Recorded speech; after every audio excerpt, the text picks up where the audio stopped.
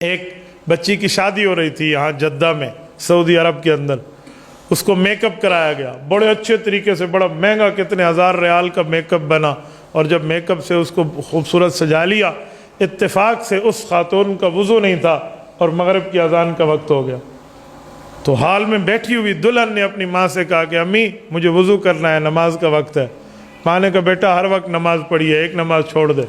اب وضو کرے گی منہ دھل جائے گا، میک اپ کا اثر ضائع ہو جائے گا، فائدہ نہیں رہے گا، لہٰذا آپ چھوڑ دو وضو کو، بس پھر بعد میں نماز پڑھنا، آپ کی ڈریسنگ خراب ہو جائے گی. اس نے کہا امی تھوڑی سی میری بات مان لیں، مجھے وضو کرنے دیں، کچھ نہیں ہوتا. وہ کہتی رہی، ماں کہتی رہی، خاموش ہو گئی. اب وہ ٹائم دیکھ رہی ہے، ابھی قضا ہو، ابھی قضا ہو. قضا سے پہلے پہلے جب اس نے دیکھا نا ماں کا دل بدلتا نہیں ہے، تو کہا امی مجھے واش روم جانا ہے. ماں نے بھیج دیا، یہ مہمانوں سے اٹھ کے گئی ہے، اس نے جا کر اندر وضو کیا.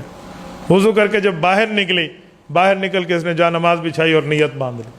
ماں بہت غصے میں تھی. ان کو آ کر اس کی بہنوں نے بتایا کہ ہماری بہنہ جی جا کر تو وضو کر آئی ہیں، منہ دھو کر آ گئی ہیں، اب ان کا میک اپ اتر گیا، اب ان نے ہمارے پیسے ضائع کرا دیے، یہ ہم مہمانوں کو کیا منہ دکھائیں گے. اسے ابھی نماز کی پڑھی ہوئی تھی، ایک نماز چھوڑ دیتی تو کیا ہوتا، قضا پڑھ لیتی. جیسے ہمارے ہاں عام طور پہ بہانے تراشے جاتے ہیں. اب یہ اس انتظار میں ہے، یہ سلام پھیرے گی، ہم اسے کہیں گے تو شرم نہیں آتی، یہ کہیں گے وہ کہیں گے. اس خاتون نے سر سجدے میں رکھا اور جان آفرین کے حوالے کر دی. یہ سلام کے انتظار میں ہے، اس کے اوپر جبرائیل علیہ السلام اسرائیل علیہ السلام آ کر روح قبض کر چکا ہے. آپ بتائیں، جو غصے میں ٹھہرے تھے نا اس کی ماں سمیت سارے، وہ اس کی قسمت پہ رشک کرنے لگے. وہ اس کی قسمت کو دیکھ کر ایک عجیب کیفیت میں اپنے آپ کو ظاہر کر کہنے لگے اللہ اکبر. ہم نے اسے بہت منع کیا، لیکن رب چاہتا تھا کہ یہ بندی میرے پاس آئے تو حالت سجدے میں، اس کی روح قبض ہو تو سجدے میں ہو. باوجود ہے کہ اتنا پیسہ گیا لیکن آخرت تو بن گئی نا.